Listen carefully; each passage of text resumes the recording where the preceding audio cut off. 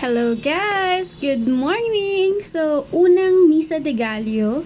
And ayan, naglalakad lang ako papunta dun sa simbahan kasi as in super duper lapit lang nito sa amin. Ayan, makikita nyo dyan. Naka fast forward lang yan. O, diba? Nakapag-video-video pa ang person. O, pak. Nahihiya ako magsalita kasi pagitingin ako ng mga tao. Grabe, nakakaloka. For the walking lang talaga ako. As in, few steps away lang from my house. Tapos, ayun, andun ka na sa simbahan. And, ayan, lakad-lakad lang tayo. Gusto ko lang ipakita sa inyo, like around 2 to 3 minutes lang yung walk ko dyan. And, ayan, makikita nyo, nandyan na ako agad sa may simbahan. Walang ingay. Ayaw makisama. Nag-voice over ka ang person nga ni. Pasensya na guys kasi malapit ako sa kalsada kaya ganun. So yung voice over natin is may mga background songs talaga. Ayan. So ito nga pala yung aisle. So next time i-video ko yan walking down the aisle na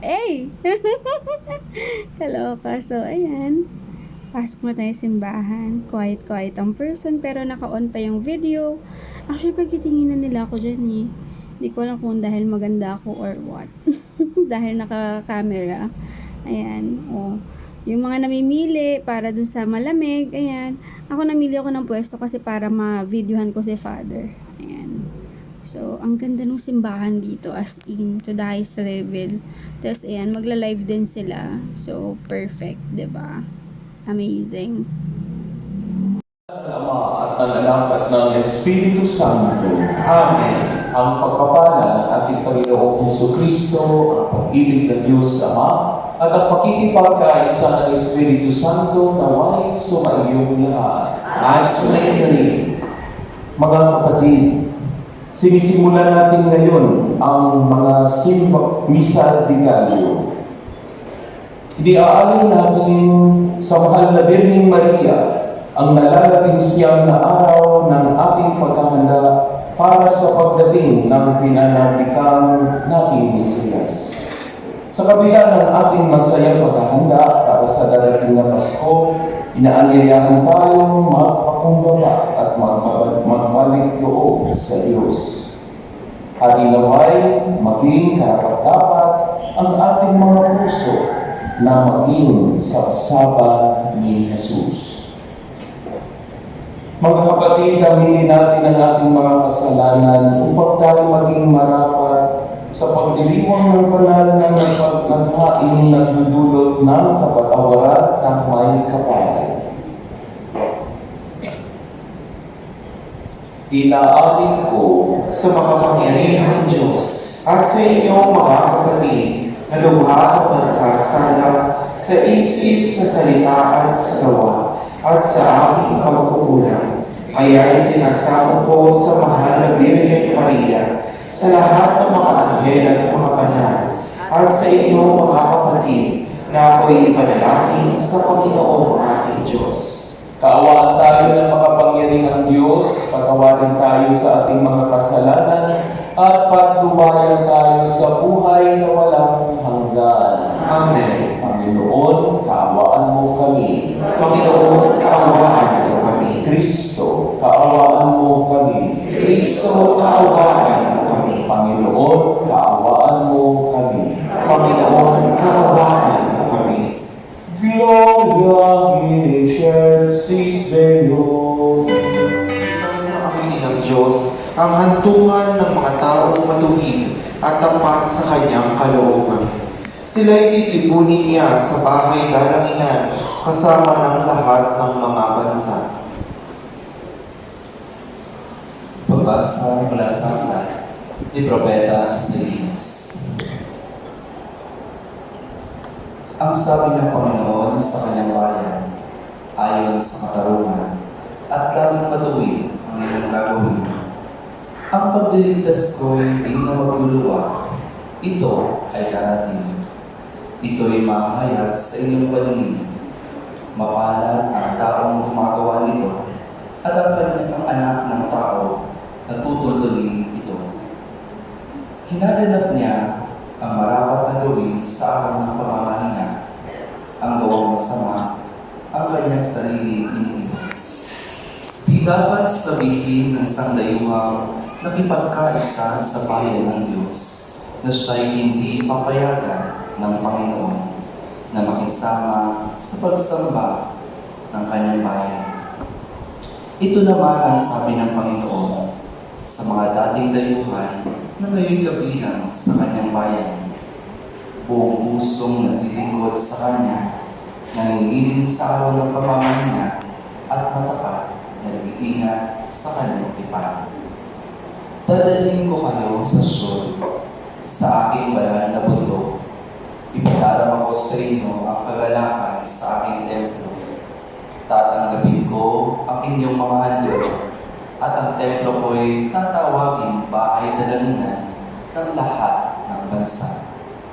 Ipinangako pa ng Panginoon sa mga Israelitang ibinalik niya mula sa pagkatapon na marami pa siyang isasama sa kanila para mapamiglang sa kanyang bayan. Ang salita ng Diyos. Salamat sa Diyos.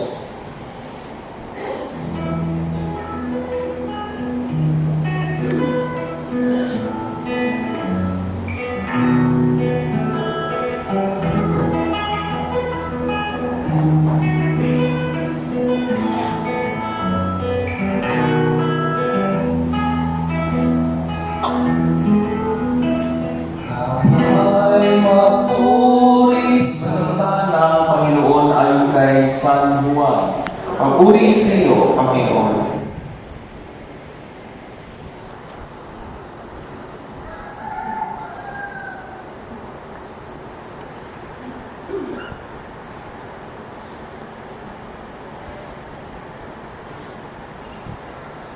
Noong panahon iyon, sinabi ni Jesus sa mga Hudyo, "Nagpasuko kayo kay Juan at nagpatotoo siya tungkol sa katotohanan.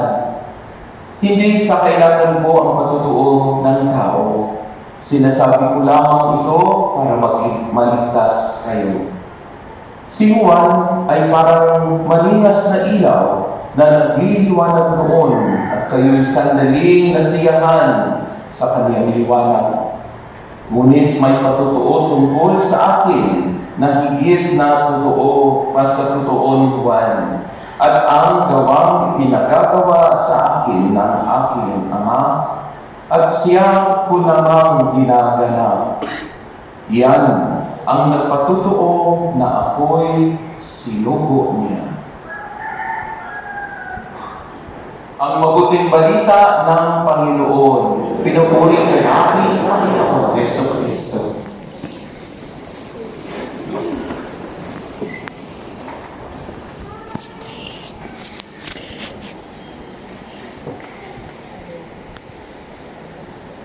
Magandang umaga po!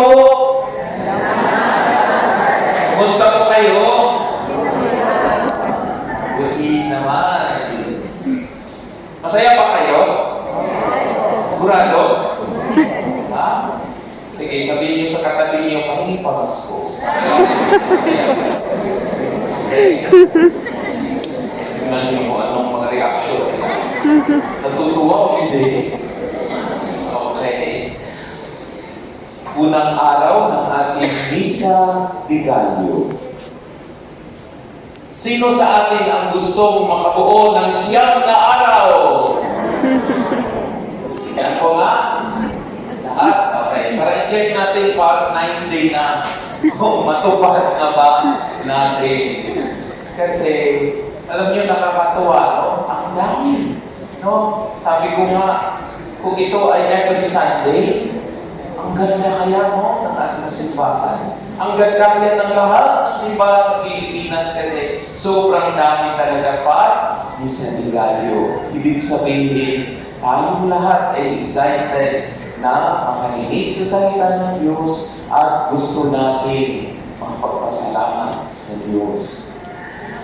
Siyam na araw. Bakit siyam?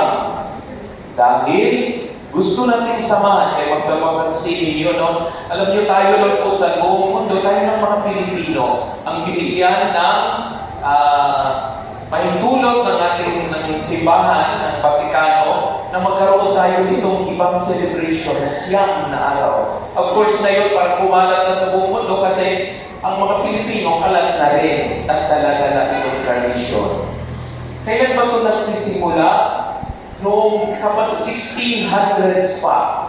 At ang gawa ng mga pari noon para ang mga tao gusto pupunta pa sa mga sakahan nila, lalo na yung mga magsasaka, ay makapagsimba bago sila pupunta at magtatrabaho sa kanilang mga farms. Bago ang mga manok ay papayo.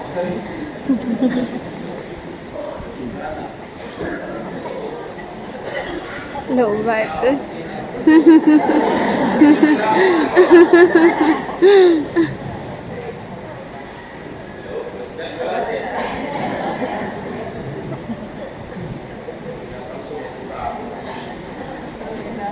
Hi!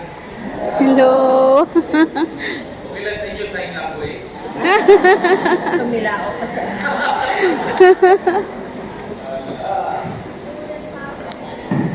Ayan na. Sound check. Salamat. Okay. Sana nga ba tayo? Wala tuloy ako sa manok. Sa tinilao tayo. Okay. Dahil gusto ng mga pari na makapagsimba bilang paghahanda sa Kapaskuhan. Kaya ito ay kanilang ginagawa. Maagang-maaga ang mga tao pupunta sa simbahan para maghanda. Para magkatapos, pwede pa sila magtrabaho sa kanilang sakahan. At ito ay nagiging tradisyon na tuloy. At bakit siyam? Kasi siyam na buwan ang ating Panginoon sa tiyan na mahal na ina. Kaya ang misa ni Gabio pala ay ang paghahanda sa ating mga puso para isilang si Jesus katulad ng si Mama Mary ay nasa unang-una ang ating Panginoon na siyam na buwan. Mabuti na nga lang shortcut natin, di ba? Isang buwan yung Mama Mary, isang araw lang sa atin. Kaya 9 days ang ating paghahanda. At sana mabuo natin ito. Kasi kung hindi, anong mangyayari sa bata kapag 8 buwan lang? Anong tawag? Premature. At anong gagawin? Nagaling pa sa incubator. Gusto niyo ba yun? No? Yung Jesus ay incubate pa. Hindi na. Dapat kompleto. Okay? 9 days. At ito kasi, importante din na tayo ay nagsisimba, nagsasakripisyo ngayon, no? Maagang gising. Alam niyo, lalo kaming mga pare kasi isa sa gabi, isa sa umaga, itong siyam na araw talaga, maraming sakripisyo din. Pero para na kasi sa Panginoon, kaya ginagawa natin, no? At sana, mayroong, hindi natin bawasan ang siyam. May kwento ko. May ibagay sa kwento? Ay, parang ako. Gusto niyo kwento? Yes po. Okay. Mayroon kasing bata na mga 7 or 8 years old. At sabi nang niya sa kanyang nanay, Nay, okay lang po ba? Ngayong Pasko po, ang ireregalo niyo sa akin, pantalon na long pants na. Kasi simula akong maliit, pag pumapasok ako, nagsisimba ako, ang aking suot ay short pants lang. Kaya sabi niya, Nay, medyo lumalaki na ako. Sabi naman ng nanay, ay okay lang. Sige, bibigyan ka. Kaso napaka-busy nga ni nanay sa daming party, sa daming mga ginagawa pang preparasyon sa Pasko. Ang sabi ng nanay, sige, bibili na lang ako sa department store. Okay, tayo na marunong sana siya magtahi. Tapos anyway, so binilhan ng nanay sa SM. At alam naman natin, pag bumili ka ng mga pantalon, hindi talaga sukat sa'yo, di ba? Minsan mapakahaba. Ngayon, itong bata, sabi niya na, December 24 na, sabi niya, pwede bang isukat ko na para malaman ko, kasya sa akin pagdating ng Pasko para pag magsimba ako, talagang makita ng mga kaklase ko na, wow, may bago ako, pantalon. Yun na nga. Kung 24, pumayag si nanay, sige, buksan mo na anak. Yun na. Ngayon, pagsukat niya, kasi mas habang-haba, no, sobrang ng mga 6 inches, sabi niya, Paano to? Susuot ko ang haba-haba. So ngayon, pag mga alas 10 na ng gabi, no, nagluluto si nanay sa kusina kasi para pang chiboy na. Si ate naman ay busy-busy para sa kanilang caroling. At si Lola, busy kasi may Christmas party. Okay. Ngayon, ano namang bata, sabi niya, tinanggal niyo muna, tapos, ang ginawa niya, dinala niya sa kanyang nanay. Nay, pwede po bang putulan niyo po itong pantalon? Kasi mahaba po masyado. Sabi naman ng nanay, teka anak, pasensya, napaka-busy mo ngayon. Tingnan mo naman, nagluluto pa ako. Punta ka doon sa ate mo. Tapos sabi ng mga bunso, sige, ate, pwede po ba putulan niyo naman itong pantalon para magsimba ko bukas? Sabi naman ng ate, teka, kasi magkaroon pa kami, late na nga ako, nagmamadali. Sabi, punta ka sa lola mo. Tapos si lola, paalis na rin, papunta sa Christmas party. So wala talaga, puro silang sabi, hindi pwede. Ngayon, so sobrang lungkot ng bata, no? So kanyang, tinabi niya sa kanyang higaan at nakatulog na lang siya. Ngunit may mga luha sa kanyang mga mata. Nung pumasok, nakaluto na ang nanay, pumasok siya doon sa kwarto, nakita ang kanyang anak na nakatulog, pero may mga malalaking patak na ng luha sa mata. Tapos paglingon niya, nakita niya ang nakatupay na pantalon. Isip niya, dahil yata ito, kaya baka hindi kasi naputulan. Kaya tangilin na ginawa ni nanay, pumunta sa kabilang kwarto at pinutulan, tinahi. Ginawasan ng 6 inches. Maya-maya naman, dumating si ate. Galing po sa caroling. Nakita na bakit magpapasko, umiiyak ang aking kapatid na bunso. Nakita na naman niya yung pantalon na nakatupid. Kaya tamilig naman niya, dito sa kabilang kwarto at binawasan na naman ng 6 inches. Tapos kinupin niya, sabi niya, bunso, kapatid, bukas pagising mo, masaya ka na kasi na sa iyo yan. Maya-maya dumating si Lola, galing sa party, ang dami pa naman yung regalo na tanggap tungkol siya. Pero nung makita niya ang kanyang apo, pagpapasko umiiyak, nakita na naman yun, nakatupid na pantalon.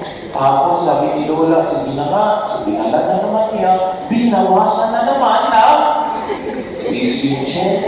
Kaya nung magising ang bata, sinuot niya, nagsimba siya, ang kanyang suot ay Shorts. ayaw na.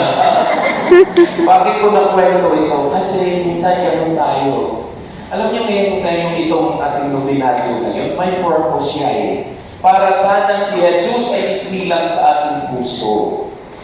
Paano isisilang dahil maging mabait na tayo? Kaya sana pagkatapos ng Misa de Gallo, hindi na ako babalik sa short pants ko. Anong short pants na yun?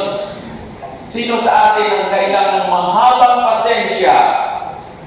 Ay, mabuti, mahaba na yung mga pasensya nyo. Hindi na kayo naiinis, hindi na kayo nagagalit. Puti pa kayo, ako naiinis. Diba? Kailangan ko pang habaan ng aking pasensya kasi yung mga anak, yung mga anak ninyo, di ba? Pag-uutosan, wait lang. Kaya, patience, no? Sana hindi babalik sa dati, maiksi ang pasensya. Sana mas mahaba ang oras ko para magdasal. Kasi minsan, kinukuha pa natin kahit linggo, hindi tayo nagsisimba. Kasi nga, busy daw tayo. Pero sana, haba ang panatang ating oras para magsimba. Sana mahaba ang listahan ng mga taong ating matutulungan pagkatapos dahil tayo ay nagtimisaligayo. Ito po yung sinabi sa Ebanghelyo, dapat makita sa atin si Jesus ay ilaw at ang ilaw na ito ay magbibigay liwanag. Kapag mahabang pasensya mo, maliwanag ang pamilya. Totoo, hindi. Kasi kapag maiksing pasensya, maaway na yan. Okay? Okay?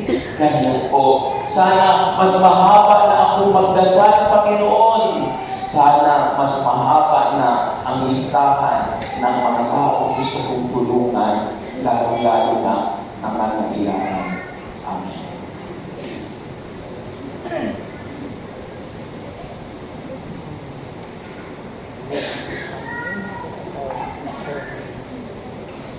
Tumayo po ang lahat.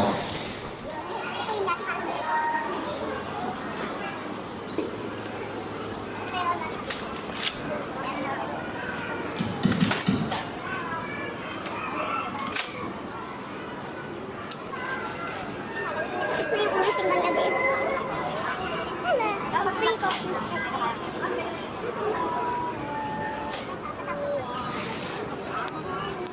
Ay, tinapay ko dun sa kabila. Alin? Tinapay ko meron dun sa kabila. Hindi naman ako pupunta. Hindi, sa 21 na tayo. Sa 21.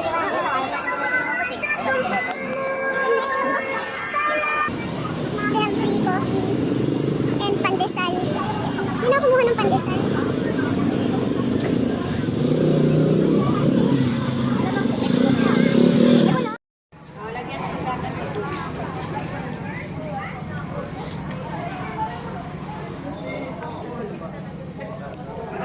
Puto bongbong and special overload bibingka. Then Blockbuster dun. Hindi ako makabili. Ubus na yung carbonara.